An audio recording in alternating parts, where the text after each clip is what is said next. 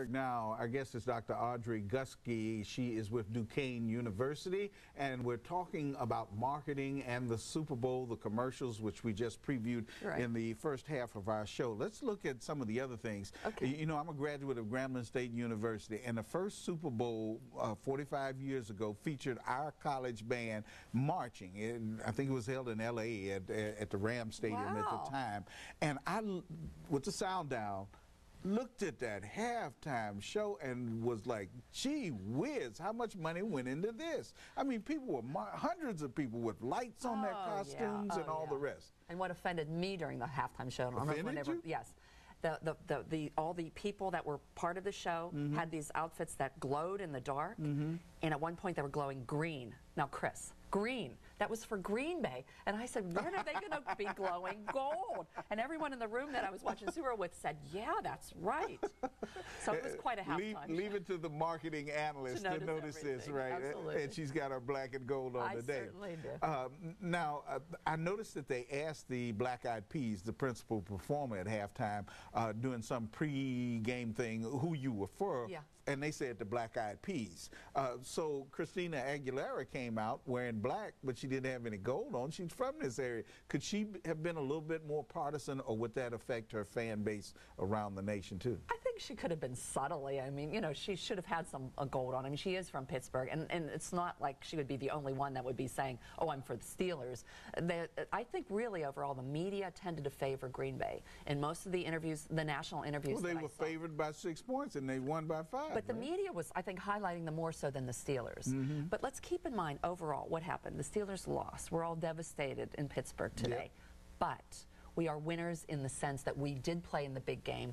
Pittsburgh was highlighted. Pittsburgh was there throughout all the hoopla over the week that everyone was down there in Dallas. And I think overall that even though we lost, we did win. We got a lot of money, extra money that came into the region, and I think the visibility, with the playoff games, the playoff game, the fact that it's priceless to be in the Super Bowl. And in the end, of course, it hurts, and we hate to lose. But we lost. I know, but we were there. You know, at least let's look at the positive thing, and it was a good thing for Steelers and the Pittsburgh region. What about the demographics? Are they trying with the halftime shows to skew toward a younger audience in terms of getting future football fans involved? Well, I would say probably. Now, keep in mind, in the past, they had Paul McCartney was one of the halftime show. Tom Petty. Tom Petty. So I think they just try to get big names and big acts. The Who was in there, but I mean, that's my generation, kind of, you know?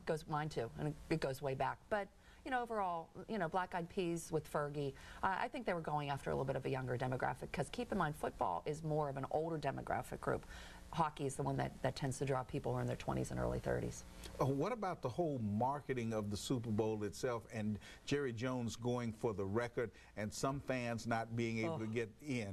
That was a fiasco, wasn't it? Total fiasco, and the media picked up on that one. And I think 1,200 fans did not get a chance after they had paid all that money to get down there to Dallas. That's devastating, and I think there's probably going to be some legal action taken. You don't want to have any kind of negativity when you're related to the Super Bowl. But they offered them 3 times the face value of their ticket prices. Well, yeah, but and you can go in the standing room lounge and watch it on TV.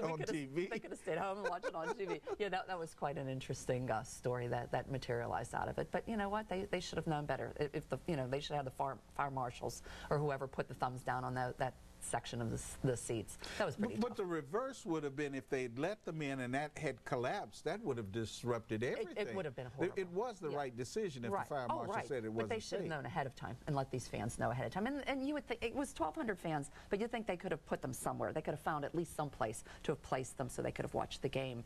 You know, give them VIP seats, squeeze them in somewhere, you would think, but it didn't happen. You say the city of Pittsburgh is a winner. It might be hard to convince the fans of that, but from a marketing standpoint, the hotel rooms, the playoff games, I understand it's like $1.5 million or more that it means to the city, not to mention being in the national spotlight where 30 other teams in the NFL can't get there. Yeah, exactly. It is really, it was really a coup for the Pittsburgh region to have had the Steelers in the Super Bowl, because all the eyes were tuned to us, Pittsburgh, as well as Green Bay. You have 2 small market towns who are really excelling, and I think just the notion that Pittsburgh is associated with being a winner, and even though we lost, as you said, all those other 36 teams were nowhere near there. And so we were there enjoying all the hoopla, people buying all the black and gold beforehand. Now keep in mind, if we had won, there would have been a lot more money spent these days following the Super Bowl, which is not going to happen. But I think overall, at least it was a good thing because it really highlights the city. And Western Pennsylvania is there in the eyes of all of the nation.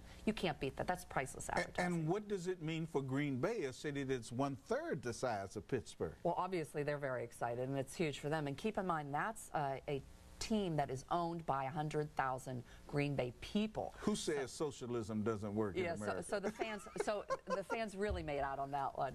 I couldn't help myself. I'm sorry. It's okay, Chris. Okay, we're going to take a break. When we come back, I want you to talk about President Obama and this tradition that's developing in terms of marketing for him of having the president be interviewed during the halftime or during the game sometime, okay? Okay, let's do that. All right, Dr. Audrey Guskey is our guest. Our number is 412-333-PCNC. If you want to comment on the Super Bowl, this is the time and place to do it. We will accept anonymous calls if you called in slick today, okay? Because of the loss. I'm Chris Moore. Stay with us for more on Pittsburgh Now.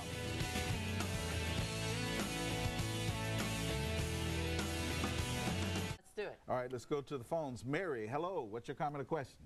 I just want to say that I'm always proud of my Steelers, and I congratulate Green Bay. Good for them. It was a great game, and I'm happy whether we win or lose. Of course, I would prefer we won, but I'm happy for Green Bay. I really am.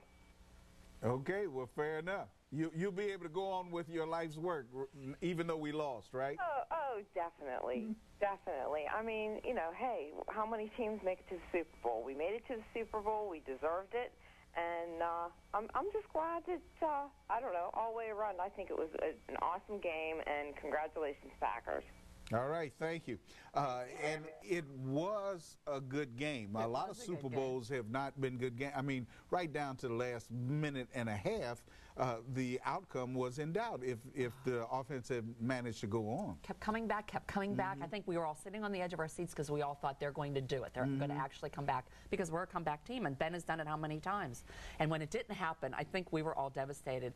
And our caller was a bigger man than me because I don't think I can congratulate Green Bay. All right, before we get to the president, let's talk about Big Ben and his off-season, off-field troubles and the marketing of him as a player. Now, his jersey fell during the